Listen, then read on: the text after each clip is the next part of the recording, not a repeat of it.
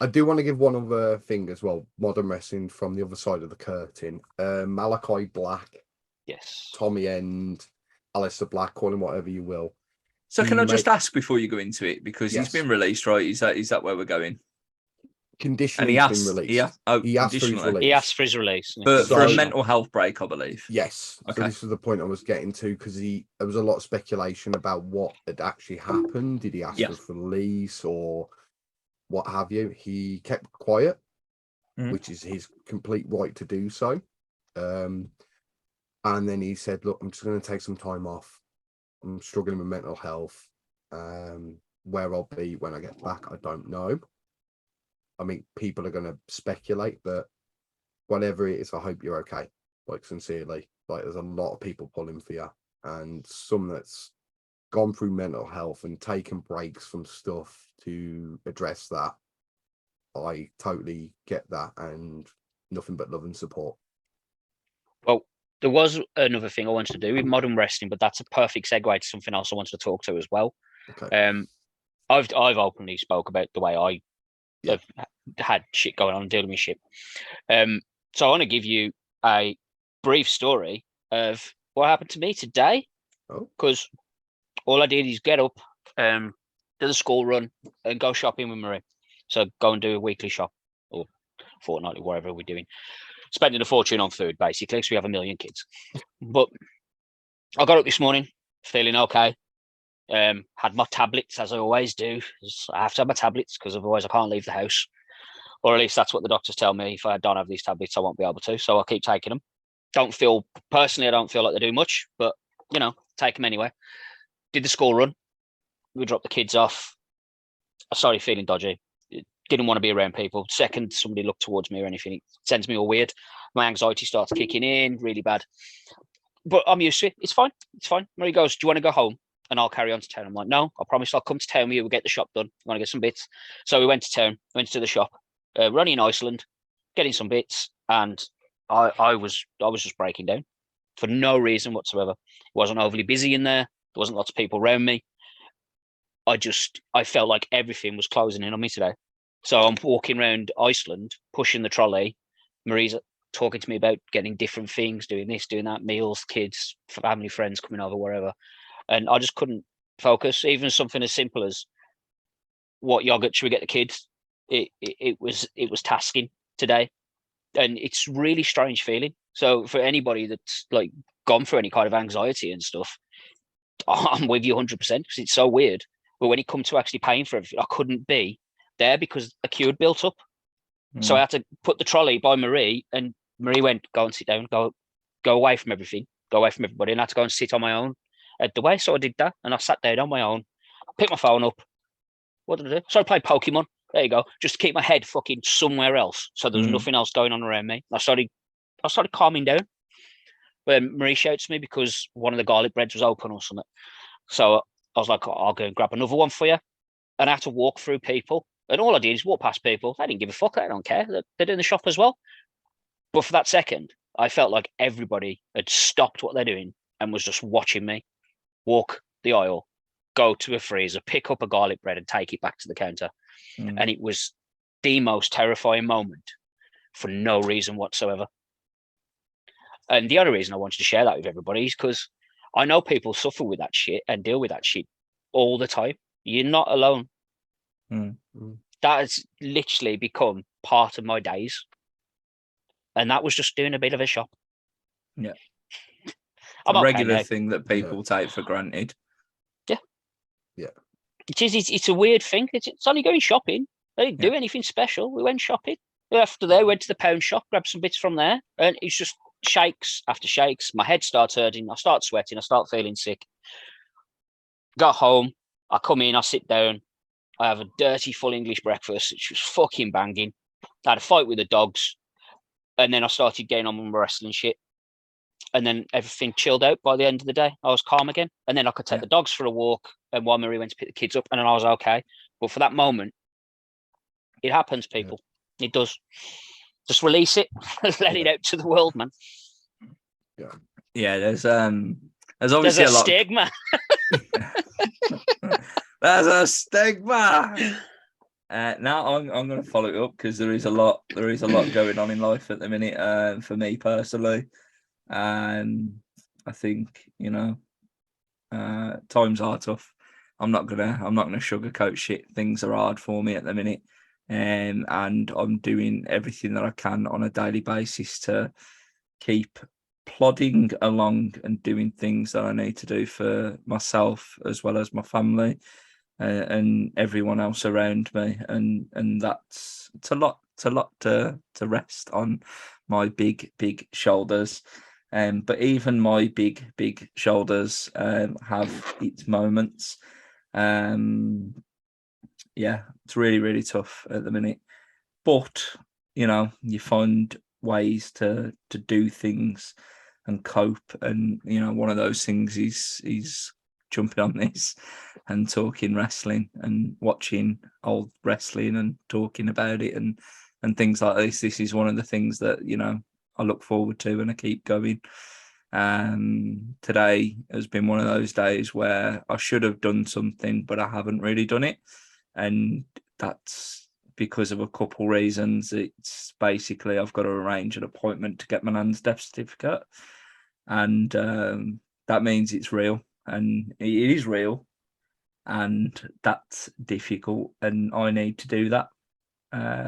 That's my responsibility for my family to get that death certificate to then arrange the funeral for my nan. And that shit's hard. So today I've avoided that. I've procrastinated.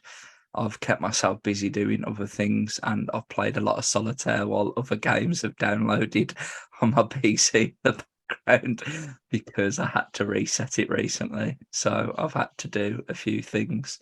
But yesterday, talking about like an anxiety moment, for example, yesterday I was out with a very good person of mine, and we had a fantastic day. Other than checkout was frustrating. I'm not gonna lie. Housekeeping knocked the door at 10 o'clock in the morning and barged into the room, and they didn't pop the red round the door, but it was like, housekeeping. I was like, no, thank you. I was in bed, right, completely fucking starkers, and I went, no, thank you. And then they went, housekeeping, and proceeded to unlock the door, and I went, hello. I am here. What are you doing? And they went, checkout's at 10. I went, oh, I'm really sorry. I thought checkout was 12. My bad. We'll get ready. We'll be out. So that's what we did. But obviously yesterday was the Queen's funeral. We're filming this on the Tuesday after the Queen's funeral, to give you context. I'm sure you would have figured that out as grown people. I hope. If not, see a doctor, please. Never mind the mental health stuff. See a doctor about not figuring that out. Humour's the gateway. Yeah. So everything was closed. Yeah. And we had this whole day together, spontaneously, just because of the situation, and we couldn't do anything. But we made the most of it. So we made the most of it, and coffee was on the agenda, obviously, first thing. That's a big thing for me and a big thing for her, funny enough. And we had to go to a fucking petrol station in Console that did a Starbucks Express on the go thing. Look, he did the job. It was Needs caffeine. must. What was the star rating on the coffee? And what did you have? So I had a vanilla latte because I messed with the machine first. Right. So I looked at the options and it said vanilla latte, hazelnut latte, but didn't give an option for caramel. Yeah. I was like, motherfuckers. But as a backup option, it's vanilla. That's what I go with. Okay. So that's what I went with. She then messed with the machine, clicks cafe latte, and it gives an option to add caramel syrup. Safe to say I was fuming, right? But it was poured by that point. You could just go and do it. So I was like, oh, what is going to be open? Surely national parks and things like that, of that sort of stuff that are normally open, will be open today. So I drove to Cosford, you know, the RAF site. Yeah. Closed. So we sat and watched the Queen's fucking funeral on the iPhone in the car. Because clearly we couldn't do anything until after this. And we watched some of it. We didn't watch all of it. And then things happen. Nah, we got bored talking, you know, enjoying ourselves sort of thing. Then we went to Albrighton because it's like round the corner and there's like a little park in Albrighton. And we had a stroll in there and a sit down and some fun. Basically, we had a good time. And then we wanted lunch. Then it was time for, like, you know, refill energy, that sort of stuff. And we ended up going, and I had the bright idea of going to a service station. I was like, surely the service stations are open. They have to be. So it was off the M54 towards Telford. And yeah, literally, but it was only like a 10-minute drive from Albrighton, or 18-minute drive. That was the closest one. So we get in there and there's people. There's everything's working. Everything's live. Starbucks is open. Burger King's open. I was like, fucking hell. I'm going to take a shit first, and then we'll go from there. Let me reset with the shit. All day. I was straight up about it. I was like, let's go take a shit, and then let's get some food. So literally, when I ordered Burger King, the anxiety moment come then, because we had realised that actually it's fucking packed in here. It's rammed. And although it's not normally a scary situation to me, but it was to her at the same time, because again, we've gone through similar experiences recently. We're sort of together for the first time in a while, and literally it was like you said, Craig, everything's just, they're all on us. So the best thing we could do was literally just look at each other, talk shit, wait for a number to come up for the Burger King order. And then the decision was already made to walk back to the car and eat it. And literally, I pulled the front seats forward. We had a fucking picnic in the back seat. It was great. Other things were done on the back seat too, Don. I see the way that you're looking, but not in the service station. We found another area for that, buddy. Don't you worry. Yeah, it was tough though, and things have been tough. And again, I'm going to pour one out for me, Nan. So, Nan, I love you. Thank you.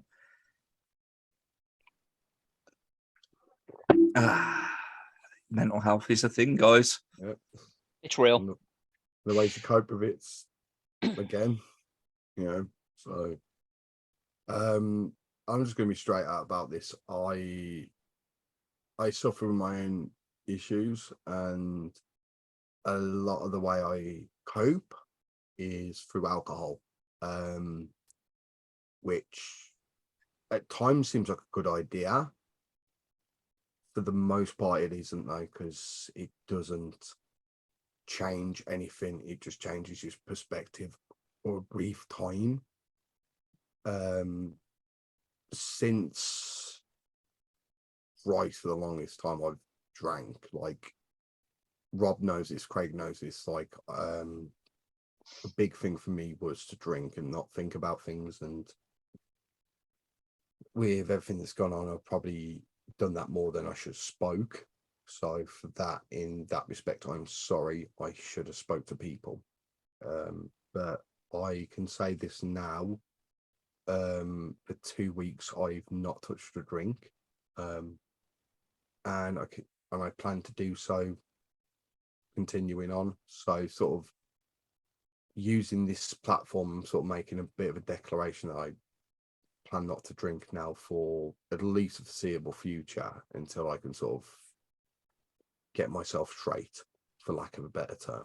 But like we've said before, and like people have pointed out to me, if you are struggling, just talk. There's not just your friends, there's not just your family. There's trained professionals who are there, who will listen. And sometimes the hardest step is the first one, but believe me, it does get better, and I know that. So, but yeah, I just thought I'd say that now. Well done, Don. Thank you. Proud of you, man. Thank you. Proud of you. I'm not gonna saying that now. I'm gonna film myself. I wanna slap the shit out of you. Like Yeah. literally, the last couple of weeks, I felt like slapping the shit out of you. Yeah. I'm going to be straight up with you. Yeah. I'm not even going to sugarcoat it. And this is going out on YouTube. This is Yeah, this is a recorded podcast. Exactly. This is Rob Campbell talking to Dan Cornfield. This is a real life promo. I'm not going to lie to you. I felt like slapping the shit out of you because you haven't opened up. You ain't been there. You ain't been there. Vice versa. We just haven't been there. Look, things are going on. Things are tough. I've always said to you, you need to fucking talk.